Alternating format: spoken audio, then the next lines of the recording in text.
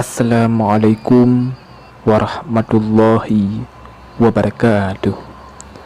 Wahai sahabat muslim yang beriman, selamat datang kembali di channel Amalan Akhirat.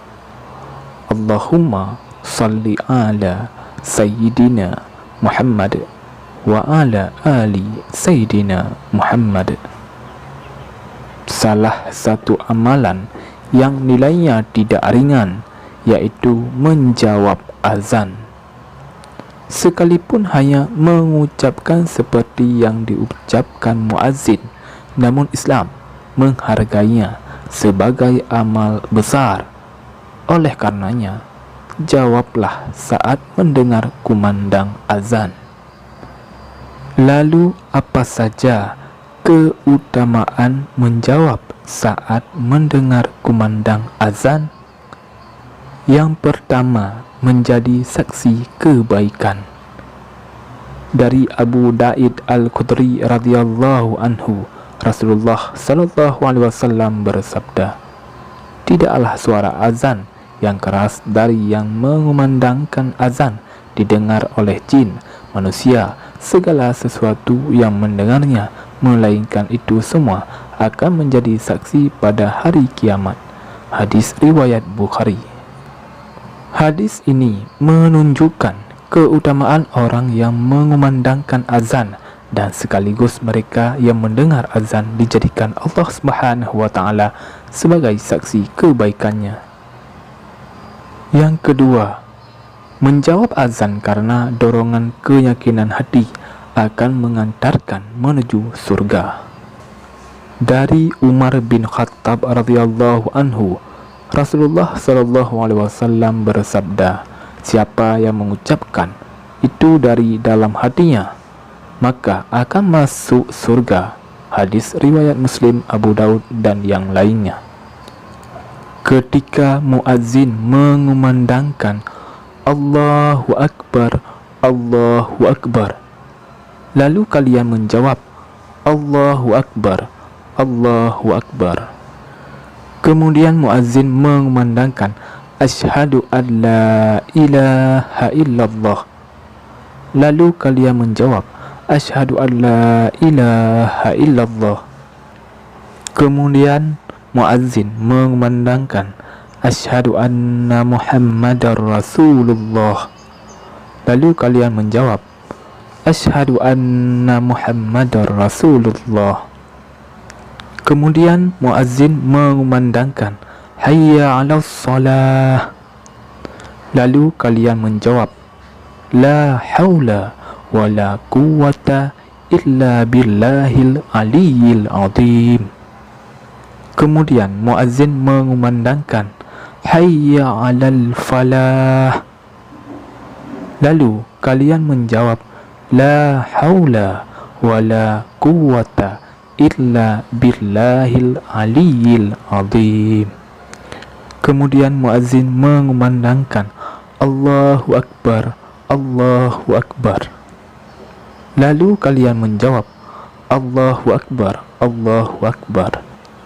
Kemudian muazzin mengumandangkan La ilaha illallah, lalu kalian menjawab La ilaha illallah. Dan selanjutnya membacakan doa setelah azan.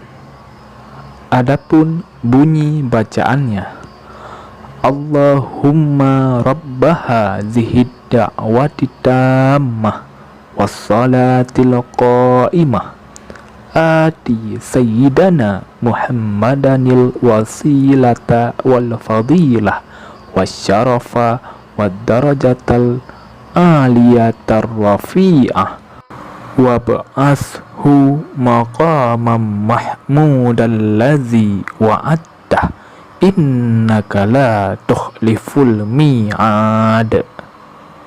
Yang ketiga, dengan menjawab azan Allah Subhanahu wa taala akan mengampuni dosa kita. Barang siapa yang ketika mendengar azan dia mengucapkan Saya juga bersaksi bahwasanya tidak ada Tuhan yang berhak disembah kecuali Allah semata.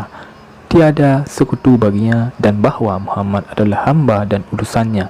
Aku ridha Allah sebagai Rabbku, Muhammad sebagai Rasul, dan Islam sebagai agamaku. Siapa yang mengucapkan itu, maka dosa-dosanya akan diampuni. Hadis riwayat Ahmad, Muslim, dan yang lainnya. Yang keempat, siapa yang menjawab azan lalu membacakan salawat sekali, maka Allah Subhanahu wa Ta'ala akan memberi salawat baginya 10 kali.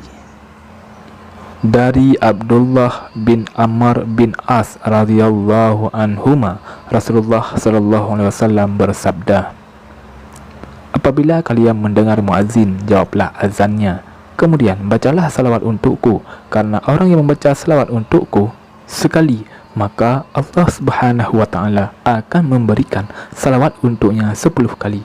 Hadis riwayat Muslim. Seorang ulama tabi'in bahawa makna dari selawat Allah kepada makhluknya iaitu pujian Allah untuk makhluknya tersebut di hadapan para malaikatnya. Hadis riwayat Bukhari. Yang kelima, menjawab azan lalu memohon wasilah untuk Rasulullah sallallahu alaihi wasallam, maka akan mendapat syafaat beliau. Dari Abdullah bin Amr bin As radhiyallahu anhu, Rasulullah sallallahu alaihi wasallam bersabda, setelah menjawab azan, kemudian mintalah wasilah kepada Allah Subhanahu wa Ta'ala untukku. Wasilah adalah satu kedudukan di surga yang tidak akan ditepati kecuali oleh salah seorang dari para hamba Allah, dan saya berharap sayalah yang mendudukinya. Siapa yang memohon kepada Allah wasilah untukku, maka halal baginya syafaatku. Hadis riwayat Muslim. Permohonan wasilah ini anda baca dalam doa setelah menjawab azan. Ya Allah, saya memohon kepadamu dengan perantara hak doa yang sempurna ini serta solat yang ditegakkan ini, berilah wasilah derajat di surga dan keutamaan kepada Nabi Muhammad sallallahu alaihi wasallam. Yang keenam, menjawab azan lalu memohon agar Rasulullah sallallahu alaihi wasallam mendapatkan maqam mahmud. Dari Jabir bin Abdullah radhiyallahu anhuma, Rasulullah sallallahu alaihi wasallam bersabda, ya Allah, saya memohon kepadamu dengan perantara hak doa yang sempurna ini serta salat yang ditegakkan ini, berilah wasilah derajat di surga dan keutamaan kepada Nabi Muhammad SAW, dan tunjukkanlah beliau sehingga bisa menempati makam terpuji yang telah engkau janjikan.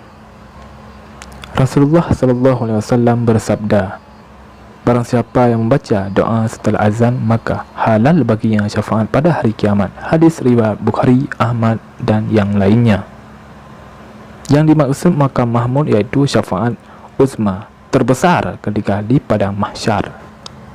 Sehingga ada 3 hal yang kita lakukan ketika azan: menjawab azan dengan mengikuti seperti ucapan muazzin, membaca selawat setelah menjawab azan, membaca doa setelah azan. Yang ketujuh, surga bagi orang yang menjawab azan dengan penuh keyakinan. Dari Abu Hurairah radhiyallahu anhu, beliau berkata, kami pernah bersama Rasulullah sallallahu alaihi wasallam. Lalu Bilal mengumandangkan azan. Ketika beliau sudah selesai, Rasulullah sallallahu alaihi wasallam bersabda, siapa yang mengucapkan seperti yang dilantunkan orang ini, yaitu Bilal, dengan yakin, maka dia akan masuk surga. Hadis riwayat Ahmad dan An-Nasa'i. Yang terakhir, 8. Doa orang yang menjawab azan mustajab. Dari Abdullah bin Umar radhiyallahu anhuma, beliau berkata, ada seseorang yang bertanya kepada Rasulullah sallallahu alaihi wasallam, ya Rasulullah, para muazzin mengalahkan kami dalam menggapai keutamaan. Kemudian Rasulullah sallallahu alaihi wasallam bersabda, ucapkan seperti yang diucapkan muazzin. Jika kamu telah selesai, berdoalah, maka kamu akan diberi. Hadis riwayat Abu Daud dan Ibnu Hibban. Sungguh janji pahala yang luar biasa. Bagi saudara-saudaraku yang seiman dan seagama, sangat disayangkan jika Anda menyia-nyiakan kesempatan ini. Maka bersabarlah sesaat ketika ada azan dikumandangkan dan jawab azan itu. Penuh keyakinan, lanjutkan dengan berdoa kepada Allah Subhanahu wa ta'ala. Demikianlah keutamaan menjawab saat mendengar kumandang azan. Wahai sahabat muslim yang beriman, jika Anda mendengar azan, maka jawablah azan dan tinggalkan aktivitas sejenak. Dengan menjawab azan, semoga Allah Subhanahu wa ta'ala menempatkan kita di tempat yang terpuji, yaitu surga Allah Subhanahu wa ta'ala. Saya akhiri wabillahi taufiq wal hidayah. Wassalamualaikum warahmatullahi wabarakatuh.